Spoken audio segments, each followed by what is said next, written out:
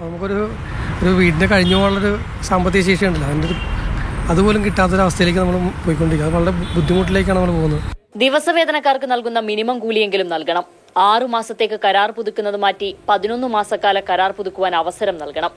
മന്ത്രിയുടെ ഇടപെടൽ ആവശ്യപ്പെട്ട് നവകേരള സദസ്സിൽ എറണാകുളം റവന്യൂ ടവറിലെ കരാർ ജീവനക്കാർ നൽകിയ നിവേദനത്തിന്റെ ഉള്ളടക്കം ഇങ്ങനെയാണ്.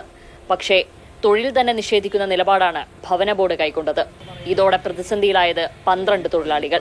ഞങ്ങളുടെ വകുപ്പ് മന്ത്രിക്കാണ് ഞങ്ങൾ ഈ അപേക്ഷ നൽകുന്നത്. ഞങ്ങൾ വേറെ മുഖ്യമന്ത്രിക്ക് പോലും അല്ല നൽകിയത്. അത് ഇവിടുത്തെ ഉദ്യോഗസ്ഥന്മാരെ പ്രകോപിതരാക്കി. ആ ഉദ്യോഗസ്ഥന്മാർ നിലവിൽ 13 പേര് ഇവിടെ ആവശ്യമില്ല എന്നും ഇവർക്ക് കാര്യമായ ജോലിയൊന്നും ഇല്ല എന്നും 10 പേരോളം മതിയെന്നും പറഞ്ഞ് അവർ പിന്നീട് ഈ 10 പേർക്കാണ് ഇപ്പോൾ നിലവിൽ അവർ ഇൻ്റർവ്യൂ വിളിച്ചിട്ടുള്ളത്. 300 രൂപയുള്ളൂ ഞങ്ങൾക്ക്. അതിൽ നിന്ന് ഒരു 100 രൂപ 400 രൂപയെങ്കിലും ആക്കി കഴിഞ്ഞാൽ നമുക്ക് അത്രയും ആയല്ലോ. അതിനു വേണ്ടിയിട്ടാണ് നമ്മൾ കൊടുത്തത്. ഇവർ കരാർ ജീവനക്കാരല്ലെന്നും ദിവസവേതന തൊഴിലാളികൾ മാത്രമെന്നുമാണ് എക്സിക്യൂട്ടീവ് എഞ്ചിനീയറോട് സംസാരിച്ചപ്പോഴുള്ള മറുപടി. ആയതിനാൽ 12 കൊല്ലമായി ജോലി ചെയ്യുന്നവരുടെ ആശങ്കയ്ക്ക് അടിസ്ഥാനമില്ലത്രേ. കൂലി വർധനവ് ചോദിച്ചതിലെ പ്രതികാരമാണ് പൊടുന്നനെ ദിവസവേതനക്കാരാക്കിയതിനു പിന്നിലെന്ന് തൊഴിലാളികൾ.